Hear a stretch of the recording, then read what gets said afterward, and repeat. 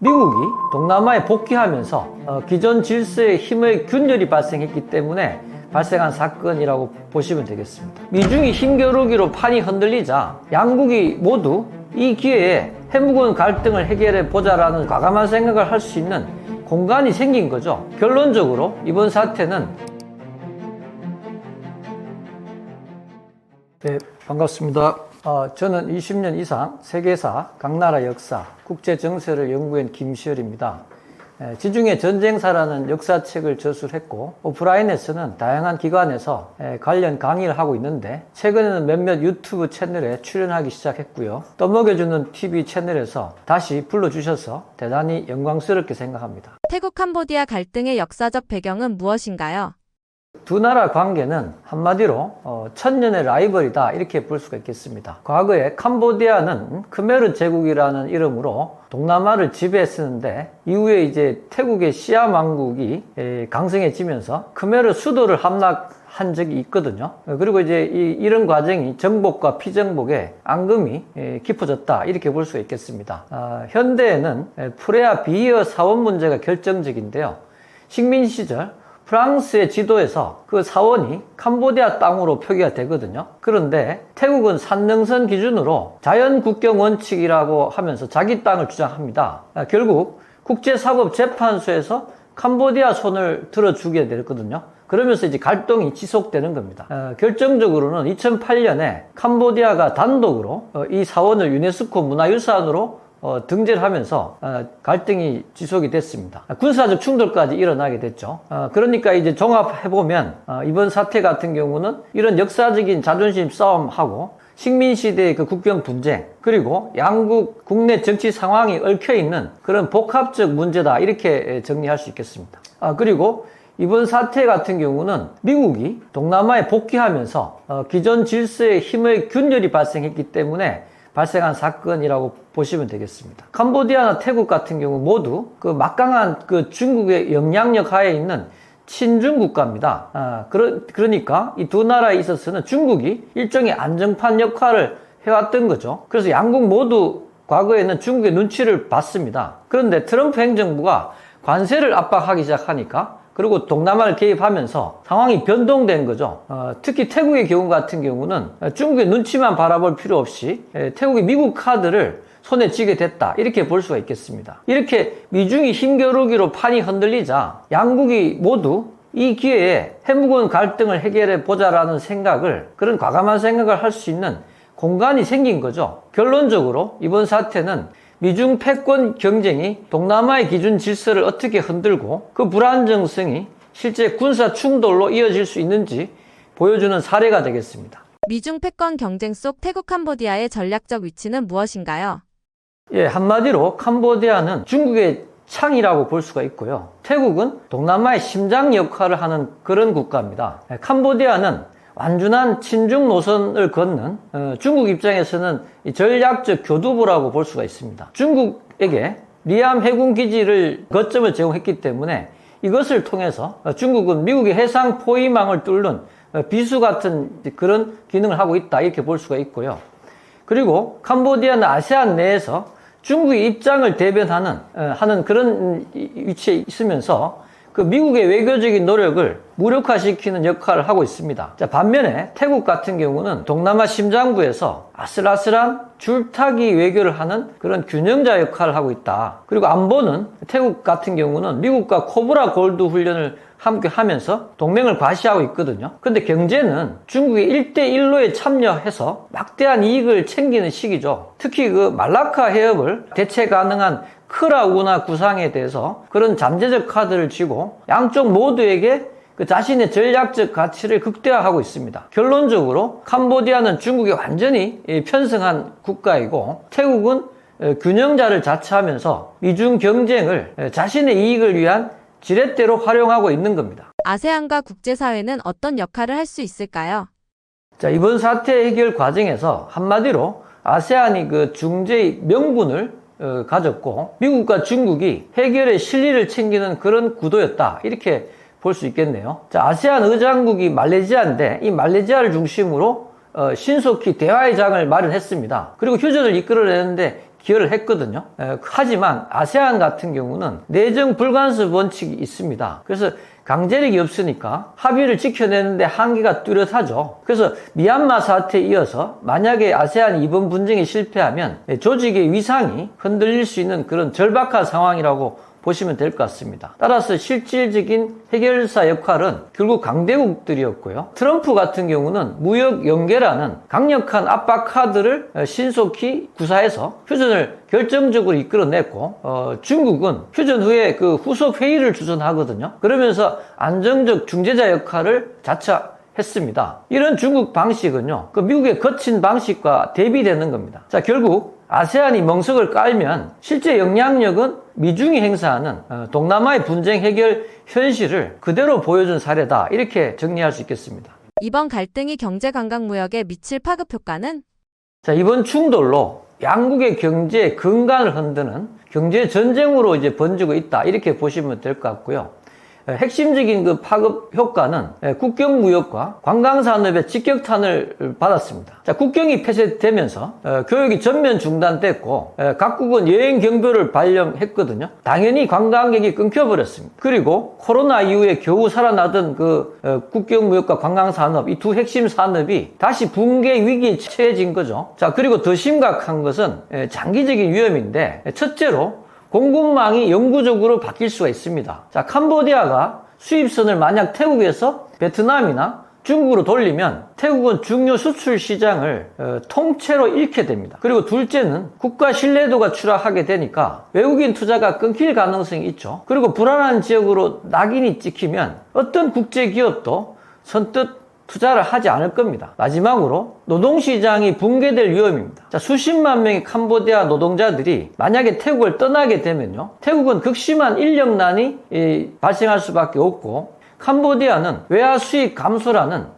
상호 파괴적인 그런 결과에 직면하게 됩니다. 자, 그래서 이 분쟁이 양국 경제에 회복하기 힘든 상호 공멸의 방아쇠가 될 수 있다라고 정리할 수 있겠습니다. 양국 내부 정치가 이번 갈등에 어떤 영향을 미쳤나요? 자, 이번 충돌의 진짜 이유는 양쪽의 그 집안 사정을 다 들여다봐야 되는데요. 겉으로 보면 땅 싸움 같지만 캄보디아의 그 아들 왕 만들기 프로젝트와 태국의 보이지 않는 권력 싸움이 국경에서 딱 마주친 거라고 할 수 있죠. 자, 캄보디아의 훈센 총리가 최근 아들에게 지위를 세습시켰습니다. 이런 식의 권력 세습은 아무래도 정당성이 부족하거든요. 그러니까 훈센 입장에서는 그 아들의 권위를 확실히 세워줄 뭔가가 필요했습니다. 제일 좋은 카드가 애국심이라고 생각한 것 같아요. 그래서 태국과 갈등을 만들어서 우리 아들이 이렇게 나라를 잘 지키는 든든한 지도자다, 이렇게 보여주려는 거죠. 그리고 내부 불만을 저기 나쁜 태국 좀 봐라, 이런 식으로 외부에 돌리려는 아주 잘 짜인 각본이라고 생각합니다. 자, 태국은 상황이 좀 더 복잡한데요. 국민이 뽑은 정부랑 막강한 군부 사이에 힘 겨루기가 대단하거든요. 자, 이번 사태에서 군부가 아주 신났습니다. 왜냐하면 이 국가 안보 구실로 정치에 개입할 수 있는 명분이 생겼거든요. 자, 태국의 여성 총리가 이 훈센 전 총리와 통화를 하면서 태국 군대를 무시하는 발언을 했지 않습니까? 그래서 심지어 업무 정지까지 받았거든요. 자, 정부가 곤란한 상황에 처해졌죠. 자, 그러니까 그거 봐라, 안보는 우리에게 맡게 한다면서 군부가 이번 사태에 개입한 거다, 이렇게 보시면 되겠습니다. 이와 같은 권력 세습은 캄보디아의 독재화로 볼 수 있는 건가요? 북한과도 비슷해 보이는데 어떤 반응을 보이고 있나요? 당연히 이제 세습을 한다는 거는 훈센 그 전 총리부터 독재가 쭉 아들까지 마치 그 김일성, 김정일, 김정은식의 그 권력 세습이 지금 진행되고 있고, 또 중국에 대해서 이제 추종하는 그런 면에서도 거의 비슷하다라고 보시면 되겠죠. 북한 같은 경우는 자기가 먼저 그런 세습을 진행한 경우라서 특별한 반응을 보일 것 같지는 않고요. 예. 앞으로 6개월에서 1년간 동남아 정세는 어떻게 변할까요? 한마디로 그 뜨거운 압력솥 같은 그런 상태다. 그래서 미중 갈등의 그 열기 때문에 내부가 막 부글부글 끓지만 전면적인 폭발은 없는 그런 아슬아슬한 상황이 계속 지속할 거라는 거죠. 자, 핵심적인 변화는 세 가지를 줄 수 있는데, 첫째가 미중의 줄다리기가 아마 노골화될 겁니다. 자, 과거의 동남아 국가들은 안보는 미국, 경제는 중국, 이런 식으로 기존에 줄타기를 해야 하는데 그런 그 한계를 체감할 겁니다. 왜냐하면 미중 양쪽에서 자신들을 선택하는 압박이 훨씬 심해질 것 같거든요. 둘째로는 작은 불씨들이 커질 위험이 높습니다. 자, 가장 위험한 뇌관은 단연 남중국해인데요. 왜냐하면 지금 미국의 지원을 받는 필리핀과 중국이 충돌할 가능성이 매우 높습니다. 그리고 지금 태국 캄보디아 국경에 같은 경우도 말씀드린 것처럼 양국의 국내 정치에 따라서 언제든지 다시 타오를 수 있는 휴화산이다 이렇게 볼 수가 있고요. 셋째는 아세안의 분열이 가장 큰 변수가 될 것 같습니다. 자, 내년이죠. 2026년 아세안의 의장국은 미국의 핵심 동맹 필리핀이거든요. 그러다 보니까 필리핀이 주도하는 아세안은 남중국해에서 중국에게 강경 노선을 취할 가능성이 높습니다. 자, 이렇게 되면 캄보디아 같은 친중국가하고 마찰이 일어날 수밖에 없거든요. 자, 이렇게 되면 아세안이 내부 분열로 제 기능을 못할 위험이 커지는 거죠. 자, 결론적으로는 큰 전쟁은 없겠지만 작은 충돌과 외교 갈등이 계속될 것 같습니다. 동남아 국가들은 그 어느 때보다 힘든 생존 줄타기를 해야 할 것 같습니다. 태국, 캄보디아 갈등이 대한민국에 미치는 영향은 어떤 게 있을까요? 국내라기보다 동남아 문제만이 아니고요. 지금 관세 정책이 트럼프에서 전 세계적인 그 압박을 하면서 줄 세우기가 진행되고 있다고 봐야 되거든요. 그런 면에서는 당연히 이제 우리나라 정부도 이제 우리가 어떤 노선을 취할지 영향을 아마 받을 것 같습니다. 트럼프 정부의 관세 정책 기조는 무엇이었나요?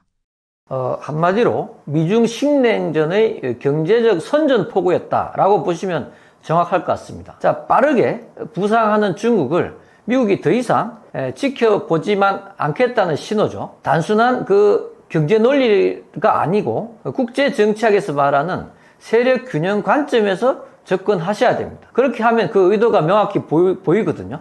자, 그런 측면에서 트럼프의 관세는 외교 안보를 위한 무기다 이렇게 볼 수가 있고요. 트럼프가 종종 내가 관세맨이다라고 공공연히 말하는 것들을 이런 걸 입증하고 있습니다. 자, 이 관세 정책으로 트럼프는 중국의 첨단 기술 굴기를 막았고요.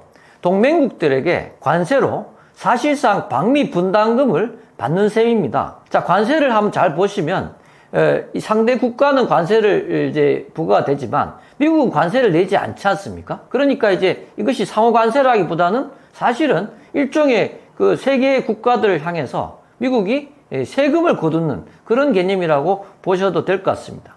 이런 그 트럼프의 관세 정책은 과거에 비스마르크나 키신저가 동맹을 활용해서 상대를 고립시키는 것처럼 경제적인 몽둥이로 직접 중국을 타격하면서 동시에 동맹국들을 재정렬시키려는 아주 현실주의적인 전략이라고 볼 수 있습니다. 심지어 동맹국들에게도 예외 없이 관세를 전부 부과하면서 미국이 정한 규칙을 따르라는 메시지를 분명히 던졌던 겁니다. 자, 결국 트럼프의 관세 정책은 미국의 힘에 기반한 국제 질서의 재편 시도였다. 이렇게 보시면 되겠습니다. 트럼프의 대중 관세 전략의 핵심 목표는 무엇이었나요? 자, 트럼프 관세는 이 디커플링, 즉 중국과의 경제 단절을 위한 확실한 도구였다. 이렇게 보시면 되겠습니다. 한마디로 중국이라는 거대 공장이 더는 미국을 위협하지 못하게 아예 전원 플러그를 뽑아버리는 시도였다. 이렇게 볼 수 있겠죠. 자, 관세로 메이드 인 차이나 제품을 비싸게 만드니까 글로벌 기업들이 알아서 공장을 다른 곳으로 옮기잖아요. 자, 이게 바로 공급망에서 중국을 분리하는 과정이라고 보시면 되겠습니다. 결국 잠재적인 경쟁국들에 대해서 돈줄을 끊어서 힘을 빼려는 아주 냉정한 현실주의 전략인 셈이죠. 자, 이로써 미중 관계는 과거 수십 년간의 협력 관계를 끝내고 본격 대결 구도로 완전히 돌아섰다라고 볼 수 있습니다. 관세 정책이 미국 내 경제 소비자 제조업에 미친 영향은 무엇인가요? 한마디로 소비자 지갑은 얇아지고 제조업은 속앓이를 하고 있습니다. 왜냐하면 그 미국으로 들어오는 수입품에 관세가 붙으니 물건값이 올라서 소비자 부담이 커진 건 당연했고요. 더 아이러니한 건 제조업입니다. 보호하려던 미국 공장들이 정작 그 수입 부품을 많이 쓰다 보니까 그 부품값이 올라서 생산 비용까지 덩달아 오를 수밖에 없거든요. 일종의 자책골이 된 셈입니다. 결국 의도와 달리 소비자 물가와 기업 생산비가 함께 오르는 이중고를 겪게 된 거죠. 미국 내에서도 관세 정책에 대한 비판이 많은데 트럼프가 계속 고집을 부리고 있는 건가요? 저는 뭐 그렇게는 생각하지 않고요. 오히려 지금 최근에 트럼프가 그 관세 중의 일부를 국민들에게 배당금으로 지급하겠다 뭐 이런 얘기를 하는 거 보면 지금 이런 방금 말씀드린 뭐 소비자 제조업체의 영향들을 어느 정도 알고 있는 것 같고요. 지금 중요한 것은 이런 어떤 부작용보다는 중국을 제압하겠다. 이것이 이제 미국의 가장 중요한 국가 목표이기 때문에 어떻게 보면 이제 대를 위해서 좀 소가 희생되는 면이 있는 거라고 저는 생각합니다. 출혈 정책이보다는 중국이 출혈을 하겠죠. 관세 부담 때문에 이제 그 수출이 줄어들고 큰 희생을 보기 때문에 오히려 상대적으로는 미국이 이제 피해를 보는 것보다는 중국이 훨씬 큰 피해를 보기 때문에 이제 상대적으로는 뭐 훨씬 미국 유리하다 이렇게 볼 수 있겠습니다. 트럼프 관세가 글로벌 공급망에 미친 변화는? 예, 트럼프의 관세는요. 단순히 그 물건값을 올린 걸 넘어서 그 지난 30년간 그 이어져 온 글로벌 공급망 공식 자체를 완전히 바꿔버렸습니다. 자, 가장 큰 변화는 뭐냐면 기업들의 생각이 180도 바뀐 겁니다. 과거 같은 경우는 just in time, 즉 재고를 최소화해서 비용을 최대한 아끼는 게 최고였죠. 그런데 갑자기 수십 % 관세 폭탄을 맞고 나니까 비용보다 안정성이 더 중요하다는 걸 깨닫게 된 겁니다. 자, 이러다 공장 멈추겠다라는 공포가 생긴 거죠. 자, 이런 생각의 변화가 가장 먼저 불러온 생각이 바로 탈중국 흐름입니다. 자, 세계의 공장 중국에서 모든 생산을 맡겨놨다가는 언제든 위험에 처할 수 있다는 그런 위기감이 글로벌 기업들 사이에 퍼진 거죠. 그래서 기업들이 새로운 생산 기지를 찾아 나선 겁니다. 자, 이러한 흐름 때문에 반사이익을 가장 많이 본 국가가 바로 베트남, 인도, 멕시코 같은 그런 나라였죠. 자, 그리고 생산 기지를 본국이나 또는 그 최종 소비 시장에 가까운 곳으로 옮기는 니어쇼링 현상도 뚜렷해졌습니다. 자, 결국 경제 안보와 안정성을 최우선하는 블록화된 공급망 시대를 연 강력한 신호탄이다. 이렇게 정리할 수 있겠습니다. 한국을 포함한 동맹국에 대한 관세 조치는 어떤 의미가 있었나요? 예, 한마디로 친구도 예외 없다. 미국 이익이 최우선이다라는 그런 충격적인 선언이었습니다. 자, 동맹국 입장에서는 미국의 그 국가안보위협이라는 황당한 명분으로 뒤통수를 맞은 셈이죠. 진짜 그 미국의 속내는 어떤 거냐 하면 안보는 안 보고 경제적 이익은 따로 계산하겠다는 것이었습니다. 마치 동맹관계를 보호비를 내야 하는 비즈니스처럼 취급한 거죠. 결국 동맹국들은 이 사건을 계기로 미국만 믿을 수 없다. 결국 각자 도생해야 한다는 그런 냉정한 현실을 아주 깨닫게 한 중요한 전환점이라고 저는 생각합니다. 한국은 앞으로 미국의 이런 포지션에 대해 어떻게 대응해야 할까요? 앞으로의 전망이 궁금합니다.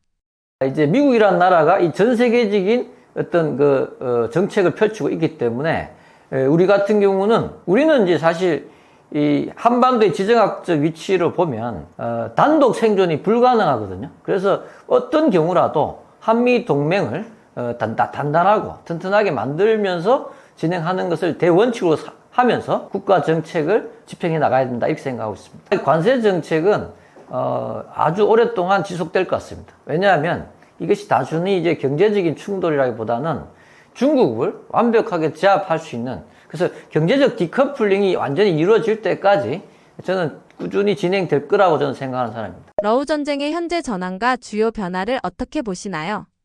예, 요즘 러우 전쟁은 세계의 전쟁이 한꺼번에 벌어지고 있다고 보시면 딱 맞습니다. 첫째가 이게 땅 싸움인데요. 러시아는 동부 돈바스 방면에서 그 사람을 갈아넣는 식의 끔찍한 소모전을 계속하고 있습니다. 하루에 그 몇 미터 전진하려고 막대한 희생을 치르고 있죠. 둘째로는 우크라이나나 러시아 전부 본토 깊숙한 곳을 서로 아픈 곳을 찌르는 그림자 전쟁이 아주 치열합니다. 예를 들어서 우크라이나는 드론으로 러시아 군수공장을 공격을 하고 러시아는 미사일로 우크라이나 발전소를 공격하는 시기죠. 자, 따로 전선이 없는 셈입니다. 그리고 가장 중요한 건 세 번째 전쟁인데요. 바로 트럼프가 시작한 외교 전쟁입니다. 자, 빨리 휴전 안 하면 경제로 끝장내겠다는 압박 한 방에 양쪽 다 군사력보다 외교와 경제 계산이 훨씬 더 중요해졌어요. 결국 지금은 이 세 개의 전쟁 중에서 땅이 소모전,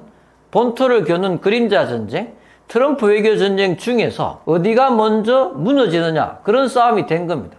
푸틴 정부의 최종적인 목표는 무엇이며 달성 가능성은 얼마나 될까요? 푸틴의 최종 목표는 아주 명확하죠.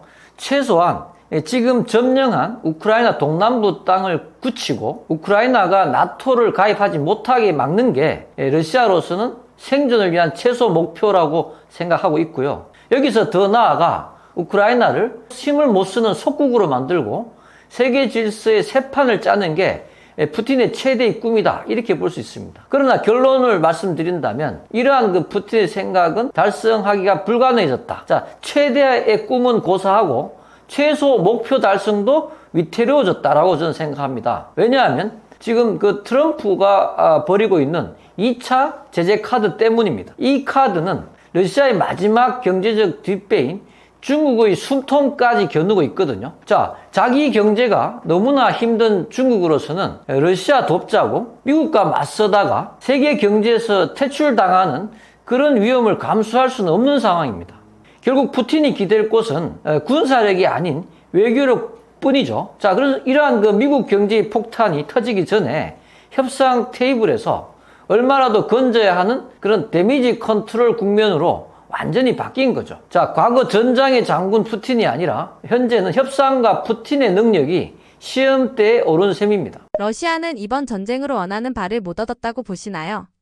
그렇습니다. 왜냐하면 자, 이 우크라이나라는 완충지대가 나토에 가입하는 걸 막으려고 전쟁을 일으켰잖아요. 단 한 가지 예를 든다면 아주 오랜 기간 완충지대 역할을 해왔던 핀란드가 나토에 가입했잖아요. 그러니까 이거 뭐 우크라이나도 이제 적대적 세력으로 바뀌어버렸기 때문에 우크라이나와 핀란드라는 완충지대가 다 사라져버렸습니다. 목표하고는 너무나 거리가 멀죠. 지금까지만 본다면 러시아보다는 우크라이나가 이긴 거라고 볼 수 있는 건가요?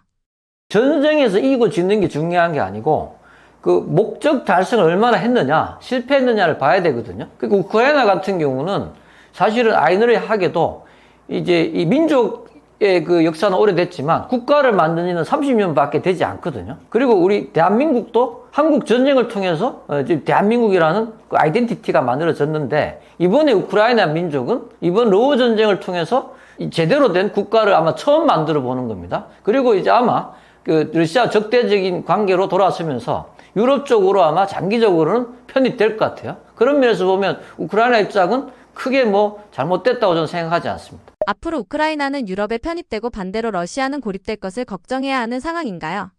지금 뭐 그 정도가 아니고요. 국가가 이제 멸망할 수도 있죠. 이렇게 진행되게 되면. 왜냐하면 기존의 그 러시아의 밥줄이 그 유럽 에너지 시장이었는데 지난 50년 동안 이것이 완전히 끊겨버렸잖아요. 밥줄이 끊긴 상태에서 지금 아마 어떻게 해야 생존을 할 수 있을지 아마 고민이 많을 겁니다. 우크라이나가 서방 지원 속에서 어떤 한계를 겪고 있나요? 서방의 지원은요, 우크라이나에게 생명줄인 동시에 풀기 힘든 족쇄이기도 합니다. 자, 세 가지 한계가 있는데요. 첫째는요, 이 서방의 지원이 딱 그 패배하지 않을 만큼만 온다는 겁니다. 그러니까 이기게 해주는 게 아니라 겨우 버티게만 해주는 거죠. 포탄이 가장 급할 때 지원이 몇 달씩 끊기는 게 반복이 되니까 우크라이나로서는 정말 답답한 노릇일 거예요. 자, 이것은 서방의 무기고 사정과 그 생산 능력의 문제이기도 하지만 다른 한편으로는 근본적으로는 전쟁의 한쪽에 일방의 승리를 원치 않는 강대국의 계산이 깔려있기 때문입니다. 둘째는 그 보이지 않는 족쇄, 즉 무기 사용의 제한입니다. 왜냐하면 우크라이나는 마음대로 이제 러시아의 그 전략적인 곳을 공격할 수가 없어요. 사실상 우크라이나의 한 손을 묶고 싸우려는 것과 마찬가지거든요. 그리고 가장 결정적인 마지막 한계는 서방의 그 변심 가능성입니다. 자, 서방 내부에서는 지금 전쟁의 피로감이 쌓이고 있거든요. 우리 살기도 힘든데 언제까지 도와주냐라는 목소리가 커지고 있어요. 그리고 트럼프 같은 경우는 이 우크라이나에 대한 지원 자체를 협상 카드로 활용하고 있지 않습니까? 자, 그러니까 거래의 문제로 본다든지 지원이 언제든 끊길 수 있다는 그런 불안감이야말로 우크라이나가 직면한 가장 큰 한계다. 이렇게 저는 생각합니다. 러우 전쟁이 글로벌 경제와 에너지 시장에 미친 영향은 무엇인가요?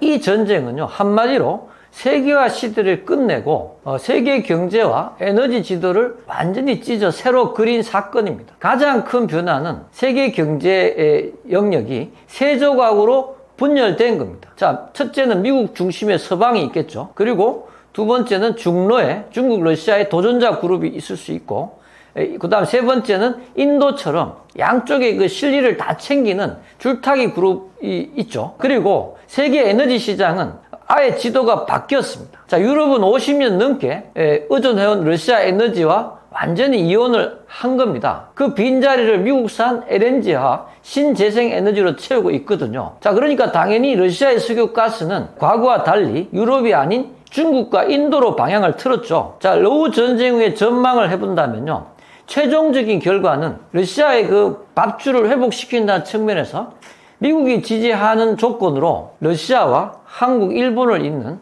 새로운 그 동아시아 경제 블록이 아마 탄생할 가능성이 매우 높습니다. 자, 지금은 상상하기 어렵지만 전쟁이 끝나면 모든 국가가 이념이 아닌 생존을 아마 최우선할 겁니다. 자, 러시아는 유럽 시장을 잃고 경제가 파탄 났기 때문에 살기 위해 동아시아의 석유 가스를 팔아야만 하는 그런 입장인 거죠. 한국에 기회될 수 있다고 보시나요?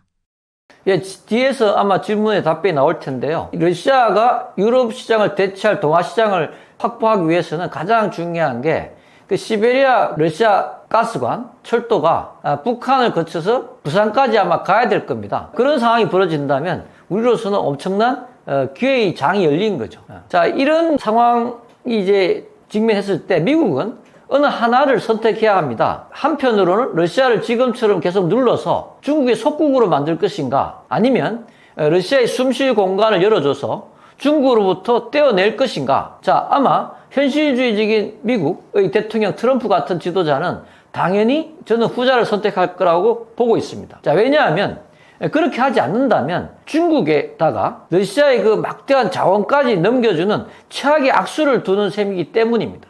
자, 바로 이것이 미국이 선택할 수 있는 역닉슨 전략이다. 과거에 이제 우리가 미소 냉전에서 소련 품에서 중공을 미국 품으로 떼내면서 미소 냉전에서 미국이 최종적인 승리를 거두지 않았습니까? 지금 미국 조야에서는 바로 이것을 역방향으로 거꾸로 중국 품에 있는 러시아를 미국 품으로 떼내는 것이 바로 중국을 신냉전에서 제압할 수 있는 가장 중요한 전략이라는 주장이 나오고 있습니다. 자, 그런 이유 때문에 미국은 아마 러시아의 그 시베리아 가스관과 철도를 북한을 거쳐서 부산까지 연결하는 그런 거대한 프로젝트를 용인해 줄 거라고 저는 생각합니다. 러시아로서는 이렇게 되면요, 밥줄이 회복되는 것이고, 한국과 일본 같은 동맹국은 중동보다 훨씬 싸고 안정적인 에너지를 공급받을 수 있겠죠. 종합해보면 이 그림의 최종 승자는 미국입니다. 왜냐하면 러시아를 중국으로부터 떼어내서 중국 고립이라는 핵심 목표를 달성하기 때문입니다. 자, 미국은 러시아의 재건을 돕는 조건으로 중국을 완벽하게 견제하는 새로운 판을 짜는 것이다. 이렇게 정리할 수 있겠습니다. 한국을 포함한 아시아 국가에 미칠 파장은 무엇인가요? 이 전쟁의 결과로 아시아, 특히 한국은 신냉전의 희생양이 될 것인가, 아니면 새로운 판의 주인공이 될 것인가 하는 그런 운명적 갈림길에 섰다. 이렇게 저는 생각합니다. 자, 첫 번째 길은 위기의 길인데요. 지금처럼 한미일 대 북중로 구도가 굳어지는 거죠. 이렇게 되면 북한의 도발이 훨씬 더 위험해지고 안미경중이라는 우리의 생존 공식이 깨집니다. 안보도 경제도 최악의 시나리오죠. 자, 두 번째 길은 엄청난 기회의 길입니다. 미국이 중국을 견제하려고 러시아의 동아시아 에너지 진출을 용인해주는 시나리오죠. 자, 이렇게 됐을 때 고질적인 에너지 문제가 해결이 될 수 있습니다. 둘째로는 북한을 거대한 그 경제 협력의 틀 안으로 끌어들여서 핵 문제도 해결하면서 경제로 북한을 다룰 지렛대가 생기는 겁니다. 그리고 중국을 효과적으로 견제하는 것도 물론이고요. 자, 부산까지 시베리아 철도 가스관 연결되고 부산이 북극 항로의 기착점이 된다면 부산, 울산, 경남 메가시티라는 수도권만큼 강력한 새로운 경제 중심이 생기는 거죠. 그리고 여기서 우리 이웃 국가인 일본 같은 경우는 이러한 그 흐름에 편승하겠지만 한국에 대한 강한 그 부러움과 시기심을 느낄 수밖에 없다고 생각합니다. 향후 1년 내 전쟁 종결 또는 휴전 가능성은 어떻게 전망하십니까? 자, 러우 전쟁에 대해서 결론부터 말씀드리면 1년 안에 휴전할 가능성이 이제 매우 높다. 아마 어쩌면 올 가을을 못 넘길 수도 있을 것 같습니다. 이유는 간단한데요.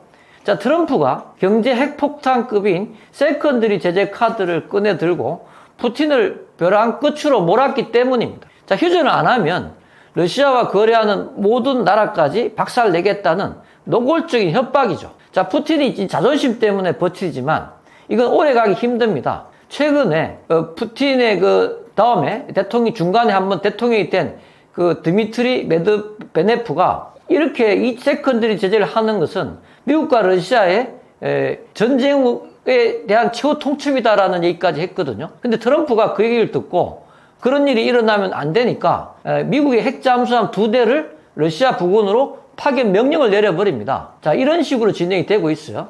자, 그래서 이런 상황에서 러시아의 유일한 경제적 뒷배인 중국조차 자기 앞가림이 급하기 때문에 러시아를 돕긴 저는 어렵다고 봅니다. 자, 그렇게 되면 푸틴은 자존심이냐, 국가 경제 붕괴냐라는 그 선택에 직면하게 될 겁니다. 자, 제 전망은 결론적으로 이렇습니다. 푸틴은 결국 생존을 선택할 수밖에 없을 거다. 자, 따라서 몇 달 안에 현재의 그 전선을 기준으로 강제 휴전이 이루어질 가능성이 대단히 높다. 이렇게 저는 생각합니다. 현재 남북 관계의 가장 큰 특징은 무엇인가요? 현재 남북 관계의 가장 큰 핵심은요, 더 이상 우리 민족끼리 문제가 아니라는 겁니다. 자, 미국 대 중러라는 거대한 신냉전 구도에 완전히 편입된 거죠. 그리고 북한은 확실히 중러의 대리인 역할을 하고 있는데요. 최근 그 푸틴과 김정은의 만남이 모든 걸 보여줍니다. 자, 러시아는 유럽 에너지 시장 상실에 대한 돌파구로 북한을 거쳐서 부산까지 오는 가스관과 철도를 원하고 북한은 그 길을 열어주는 대가로 자신의 생존과 첨단 군사 기술을 얻는 셈이죠. 남북 관계는 미중러 강대국의 그 지정학적 게임 속에서 우리의 생존법을 찾아야 하는 아주 복잡하고 거대한 체스판이 되어버렸다 하는 것이 가장 큰 특징입니다. 북한의 대외 전략 변화와 내부 상황을 어떻게 평가하십니까? 북한의 대외 전략이 과거의 그 버티기에서 판을 흔드는 공격으로 바뀌었습니다. 자, 그 핵심은 뭐냐면 북한이 미중 신냉전 구도에 적극적으로 뛰어들었다는 점입니다. 자, 가장 결정적인 장면은 푸틴과의 군사 동맹급 조약 체결입니다. 이걸 단순히 둘이 친해졌다고 보면 안 됩니다. 진짜 속내는 경제에 있거든요. 자, 러시아는 유럽 에너지 시장을 잃고 그 대안으로 시베리아 가스관과 철도를 북한 거쳐서 부산까지 연결하는 그런 큰 그림을 그리고 있습니다. 북러 정상회담의 그 의제 중에서요, 철도 에너지가 들어간 게 그 증거입니다. 자, 푸틴의 이 계획에 대해서는 김정은의 협조가 절실하죠. 자, 김정은은 체제 보장과 경제 지원이라는 확실한 선물을 그 대가로 받게 되겠죠. 자, 서로의 이익이 완벽하게 맞아 떨어진 겁니다. 그리고 더 나아가서 미국이 이것을 용인할 수 있다는 게 대단히 흥미롭습니다. 장차 미국이 중국을 견제하려고 러시아를 자기 편으로 끌어오는 역닉슨 전략을 구사할 수 있는데요. 이때 미국이 러시아의 동아시아 사업을 허용해 주는 게 아주 좋은 카드가 될 수 있습니다. 자, 결론은 북한은 고립된 섬이 아니라 지정학적인 위치를 무기 삼아서 강대국들의 싸움판에 직접 뛰어든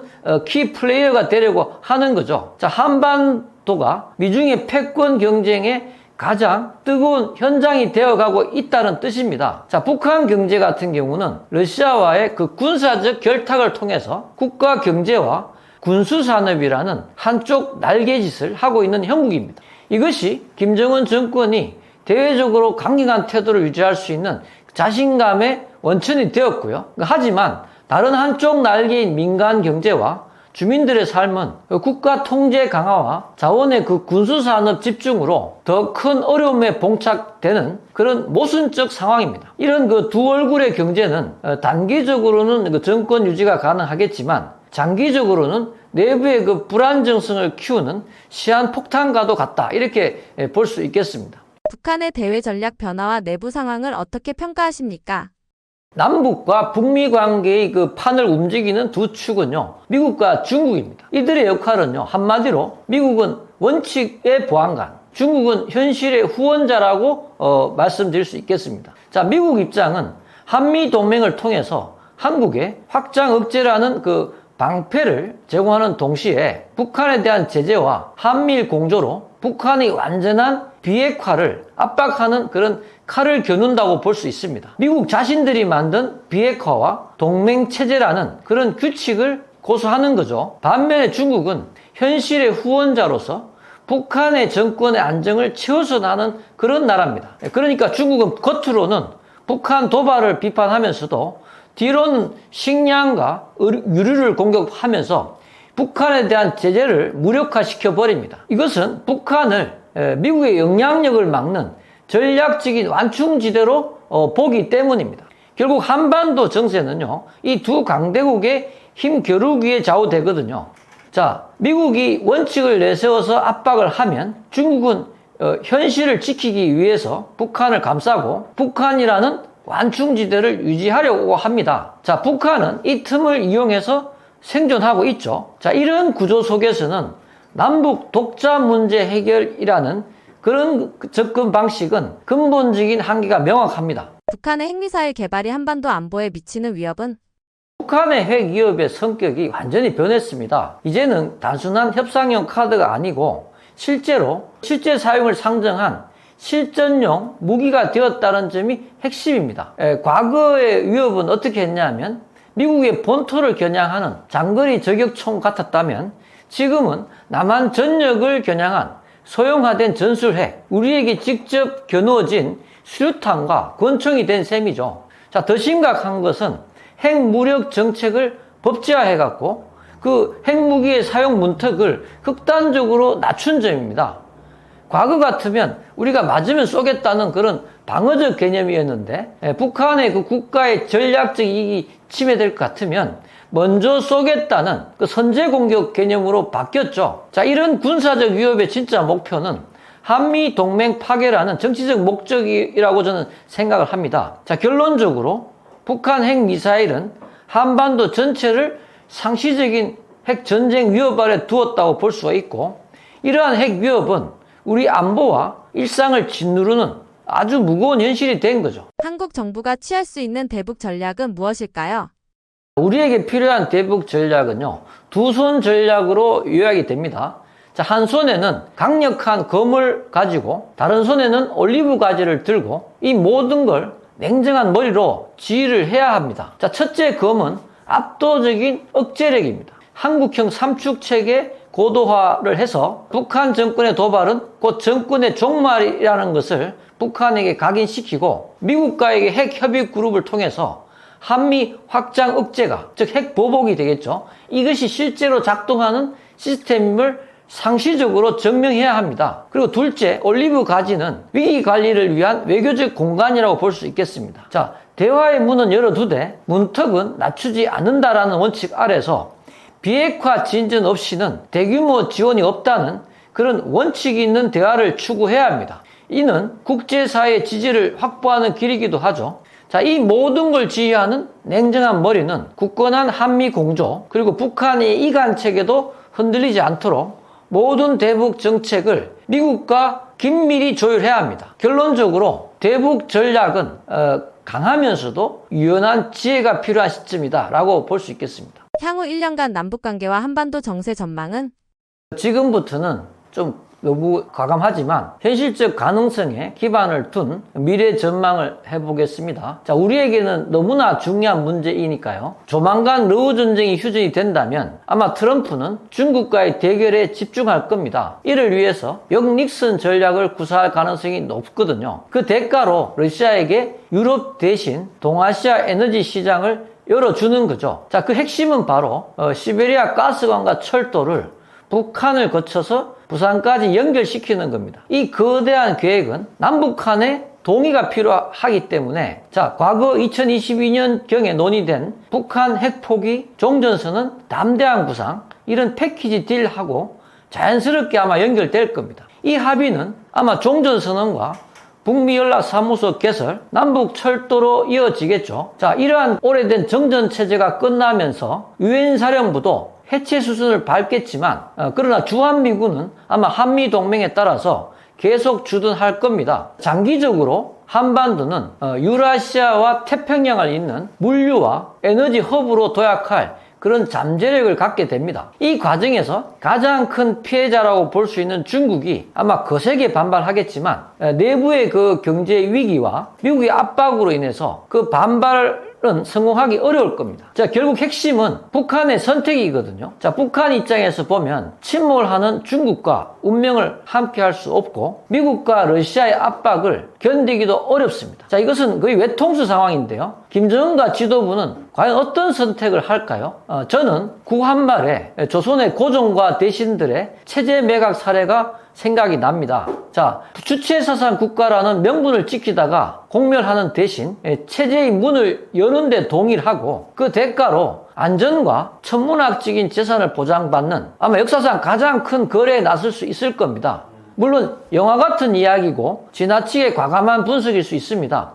하지만 때로는 가장 대담한 상상이 현실적인 해법이 되기도 하거든요. 자, 이런 모든 전망에는 저의 희망이 담겨 있지만 우리에게 이런 미래가 온다면 아마 더할 나위가 없겠습니다. 자, 지금 세계는 미중 신냉전이 본격화되는 초입 단계에 있습니다. 한반도 역시 미중 대립의 최전선에서 중립을 취할 수 없는 양당 간의 확실한 노선을 요구받고 있죠. 이런 점에서 우리는 생존 가능성을 극대화하는 현명한 결정을 해야 한다고 봅니다. 자, 떠먹여주는 TV 구독자분들과 국제 정세 및 역사 분야에서 다양한 주제로 다시 만나 뵙길 기대합니다. 고맙습니다.